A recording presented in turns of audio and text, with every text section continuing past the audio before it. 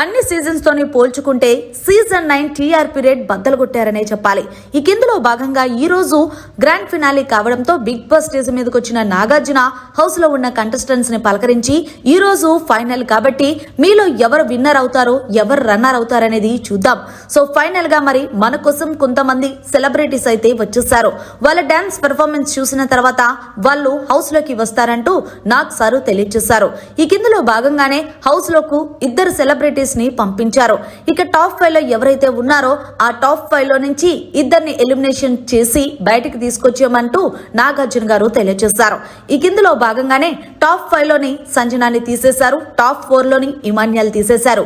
అయితే మొత్తానికి హౌస్ లో టాప్ 3 ఉన్నారు. అంటే పవన్ కళ్యాణ్, తనూజ, డెమోన్. ఈలోగా నాగార్జున గారు వచ్చి వీళ్ళ ముగ్గురికి కూడా సూట్ కేసు ఆఫర్ చేశారు. అయితే ఈ సూట్ కేసులో దాదాపు 20 లక్షలు ఉన్నాయి.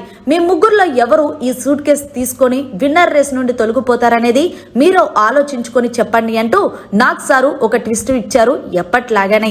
అయితే ఈ కిందలో భాగంగానే తనూజ అయితే గనక తీసుకోమని నాగ్ సార్ చెప్పినప్పటికీ నేను అప్పుడు ఇప్పుడు ఒకటే చెప్తున్నాను సార్, నాకు ఓటేసి నన్ను ఇక్కడి వరకు తీసుకొచ్చిన వాళ్ళు నన్ను ముందుకు కూడా తీసుకెళ్తారని నాకు అనిపిస్తుంది.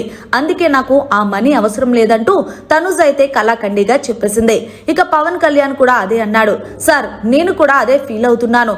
నేను అసలు ఎక్కడో ఉండాల్సిన వాడిని ఇక్కడికి వచ్చాను. అయినా సరే నేను ఎవరో తెలియనప్పటికీ నాకు ఓట్ చేసినప్పటికీ నేను డబ్బులు తీసుకొని వాళ్ళ నమ్మకాన్ని మొమ్ము చేయలేను, నాకు కూడా వద్దు అంటూ తిరస్కరించాడు పవన్ కళ్యాణ్. ఫైనల్ గా డెమోన్ అయితే గనక నాగార్జున 20 లక్షలు ఆఫర్ చేస్తే ఆ 20 లక్షలు సూట్ కేసు తీసుకున్నాడని తెలిసిందే. మరి ఫైనల్ గా మరి డెమోన్ అయితే మంచి పని చేశాడనే చెప్పాలి. ఇక్కడ ట్విస్ట్ ఏంటంటే అందరూ టాప్ 4 లోని డెమోన్ ఉంటాడు, టాప్ 3 లో ఇమాన్యుయల్ ఉంటారని భావించారు. కానీ ఫైనల్ గా అయితే టాప్ 4 లోనేమో ఇమాన్యుయల్, టాప్ 3 లో డెమోన్ పెట్టి ఫైనల్ గా డెమోన్ కి మంచి న్యాయం చేశారనే చెప్పాలి బిగ్ బాస్. మరి మీరేమంటారు? తనుజ పవన్ కళ్యాణ్ సూట్ కేసు తీసుకుపోవడం అనేది మంచి విషయమా, అలాగే డెమోన్ ఏమో సూట్ కేసు తీసుకోవడం అనేది మంచి విషయం అంటారా? మరి ఇమాన్యుయల్ టాప్ 3 కాస్త టాప్ 4 లకి ఎలా వెళ్ళాడంటారు అనేది కమెంట్ చేయండి.